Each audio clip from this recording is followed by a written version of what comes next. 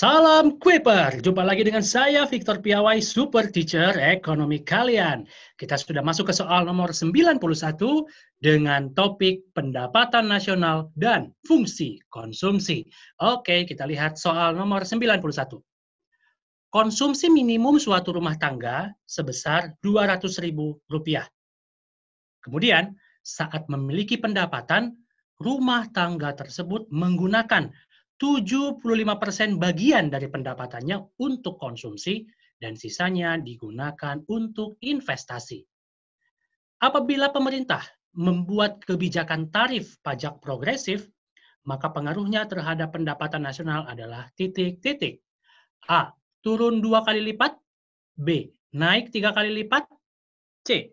Turun 4 kali lipat. D. Naik 4 kali lipat. Atau E. Turun 3 kali lipat. Nah, adik-adik, kalau kalian menghadapi soal seperti ini, jangan hopeless ya. Walaupun soal-soalnya hitungan, tapi kalian pasti bisa mengerjakannya ya. Selama tentunya kalian menguasai konsep yang dibahas di topik pendapatan nasional dan juga fungsi konsumsi. Nah, di sini kalian harus menguasai beberapa rumus yang ada di fungsi konsumsi ya. Nah, bagaimana cara mengerjakannya? Coba kita identifikasi dulu ya. Kita lihat lagi apa yang diketahui dalam soal. Dalam soal diketahui adalah konsumsi otonomnya itu sebesar 200.000. Kan gitu ya, dalam soal diketahui seperti itu. Nah, konsumsi otonom itu disimbolkan dengan A. Oke. Nah, kemudian diketahui lagi adalah MPC-nya, marginal propensity to consume, itu sama dengan B yang nilainya adalah sebesar 0,75. Atau tadi dalam soal dikatakan 75%. Ya, kurang lebih itu maknanya sama ya, 0,75. Jadi MPC-nya sudah kita dapatkan. Nah, yang ditanyakan dalam soal itu adalah pengaruh tarif pajak progresif terhadap pendapatan nasional. Nah, pertanyaannya dia fokus ke pajak ya. Kalau dia fokus ke pajak, maka ada indikasi berarti soal ini juga memerlukan konsep mengenai angka pengganda pajak ya, multiplier pajak. Nah, bagaimana cara mengerjakannya? Nah, sebelum kita mencari tahu nilai angka pengganda pajaknya, langkah pertama yang bisa kalian lakukan adalah tentukan dulu nilai MPS-nya atau marginal propensity to save ya. Nah, bagaimana cara menentukan MPS? Gampang ya. Karena kan MPS, rumusnya masih ingat apa MPS? Rumusnya itu adalah 1 min B ya, di mana B adalah MPC.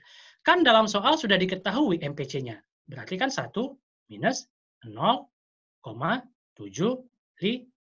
Oke, 1 dikurangi 0,75 itu jawabannya berapa? Benar sekali, 0,25.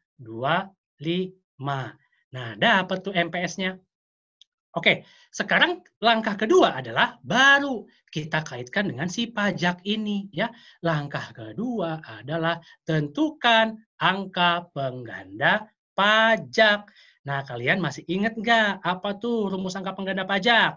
Ya, jangan sampai lupa ya rumusnya ya, bahwa angka pengganda yang disimbolkan dengan K, angka pengganda teks atau pajak ya, itu rumusnya adalah min B per apa? Ya, per MPS.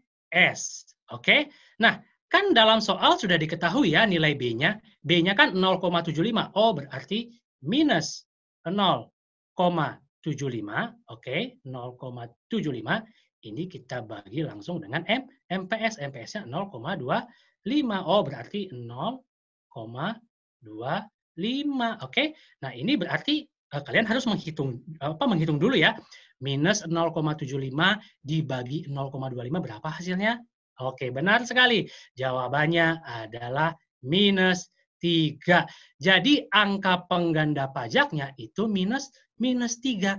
Nah, ini artinya apa? Ini mengandung arti bahwa ketika pemerintah itu mengenakan pajak progresif ya, maka ini akan berdampak pada apa? Berdampak pada pendapatan nasional itu akan turun sebesar 3 kali lipat. Nah, gitu ya. Jadi sekali lagi, ketika pajak progresif diterapkan atau mengalami kenaikan, maka pendapatan nasional ini akan mengalami penurunan sebesar 3 kali lipat.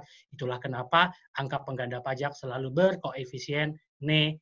negatif ya, turun 3 kali lipat. Oke, berarti jawaban dari soal ini jawabannya adalah yang E, turun 3 kali lipat. Ngerti ya, Vivarian? Oke, kita lanjut ke soal berikutnya.